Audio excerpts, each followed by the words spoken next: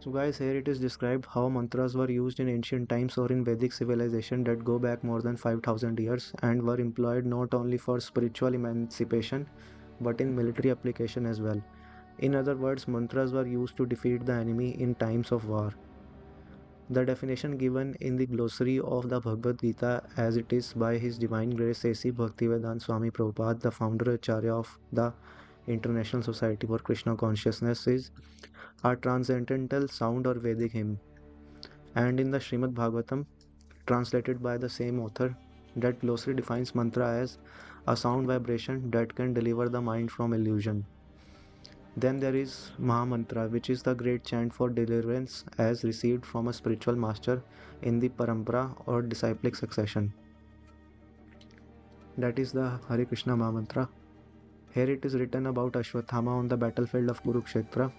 Since his life was in danger, he touched water in sanctity or purity and concentrated upon the chanting of the hymn for throwing nuclear weapon, although he did not know how to withdraw such weapon. Srila Prabhupada's purport to that verse is as follows: the subtle forms of material activities are finer than grosser methods of material manipulation.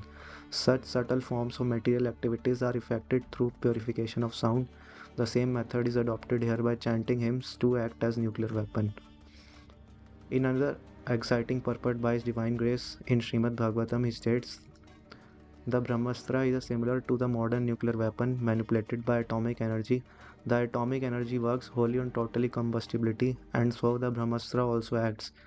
It creates an intolerable heat similar to atomic radiation, but difference is that the atomic bomb is a gross type of nuclear weapon, whereas the Brahmastra is a subtle type of weapon produced by chanting hymns or mantras. The subtle science of chanting hymn is also material, but it is has yet to be known by the modern material scientist. Having said this, let us proceed. Thomas Ashley's explanation is describing here. Mantras are formidable, they are ancient, they work. The word mantra is derived from two Sanskrit words. The first is manas or mind, which provides the man syllable. The second syllable is drawn from the Sanskrit word try, meaning to protect or to free from. Therefore, the word mantra in its most literal sense means to free from the mind. Next paragraph is killing with sound. This is very interesting.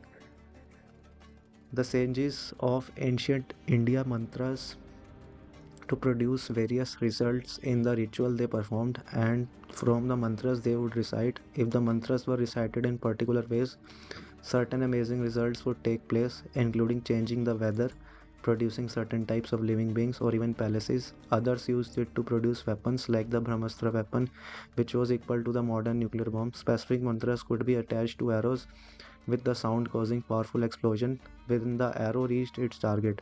Others use the science of vibrations to bring their consciousness to higher levels of perception or to enter spiritual reality. Another topic, mantra wars. And finally, Srila Prabhupada himself, the leading exponent and scholar of Vedic thought in relating a story about Ashwatthama in ancient times, elaborates further. Then Ashwatthama he thought of the Brahmastra. Brahmastra is the last weapon, just like it is similar to modern nuclear weapon.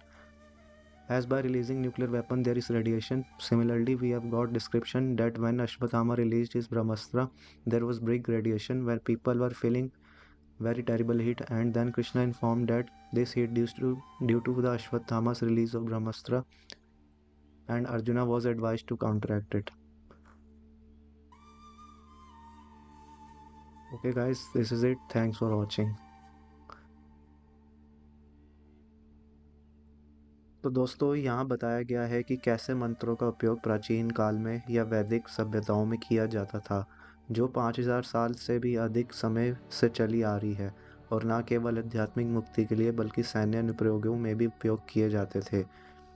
दूसरे शब्दों में, युद्ध के समय शत्रु को परास्त करने के लिए मंत्रों का प्रयोग किया जाता था। International society for Krishna consciousness के संस्थापक आचार्य, उनके दिव्य अनुग्रह एसी भक्तिवेदांत स्वामी प्रभुपाद द्वारा Bhagavad Gita as it is की शब्दवाली में भी दी गई परिभाषा है एक पारलौकिक ध्वनि या वैदिक भजन, और उसी लेखक द्वारा अनुवादित श्रीमद् भागवतम में वह शब्दवाली मंत्र का इस प्रकार परिभाषित करती है, एक ध्वनि कंपन जो मन को भ्रम से मुक्त कर सकती है। फिर महामंत्र है जो मुक्ति के लिए महान मंत्र है, जो परंपरा या शिष्य परंपरा से आध्यात्मिक गुरु से प्राप्त होता है। यहाँ कुरुक्षेत्र के युद्ध में अश्वत्थामा के बारे में लिखा है, चूंकि उनका जीवन खतरे में था इसलिए उन्होंने पवित्रता से पानी को छुआ और परमाणु हथियार फेंकने के मंत्रों के जाप पर ध्यान केंद्रित किया।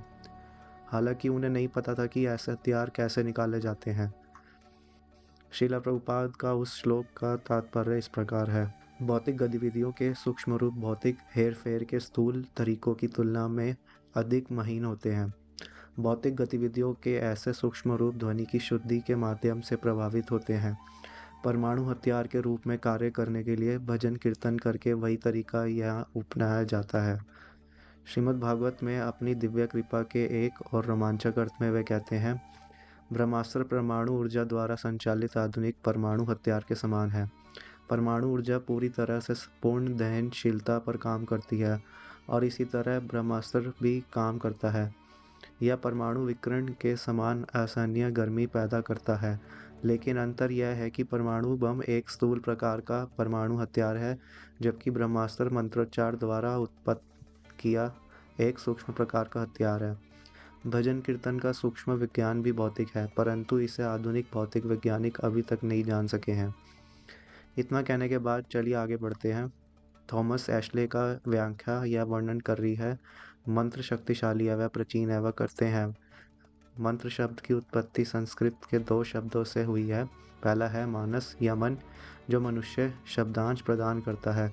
दूसरा शब्दांश संस्कृत शब्द त्रय से लिया गया है, जिसका अर्थ है रक्षा करना या मुक्त करना। इसलिए मंत्र शब्द का सबसे शाब्दिक अर्थ है मन से मुक्त होना।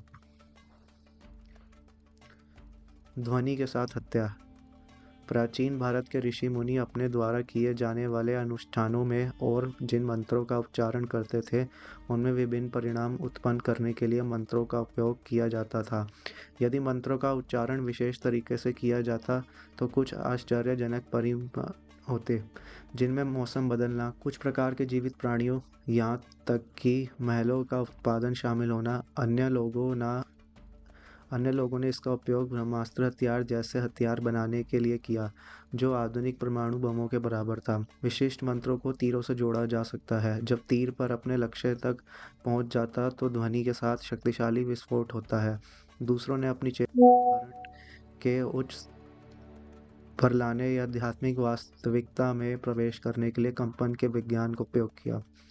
मंत्र युद्ध। और अंत में प्राचीन काल में अश्वत्थामा के बारे में एक कहानी बताने वाली वैदिक विचार के प्रमुख प्रतिपादक और विद्वान श्रील प्रभुपाद स्वयं आगे बताते हैं, फिर उसने ब्रह्मास्त्र के बारे में सोचा। ब्रह्मास्त्र आखिरी हथियार है, ठीक वैसे ही जैसे ये आधुनिक परमाणु हथियार ब्रह्मास्त्र के समान है। जैसे परमाणु हथियार छोड़ने से विकिरण होता है, उसी प्रकार वर्णन मिलता है कि जब अश्वत्थामा ने ब्रह्मास्त्र छोड़ा तो बड़ा विकिरण हुआ। लोगों को बहुत भयानक गर्मी महसूस हो रही थी और फिर कृष्ण ने बताया कि यह गर्मी अश्वत्थामा के ब्रह्मास्त्र छोड़ने के कारण है और अर्जुन को इसका प्रतिकार करने की सलाह दी गई।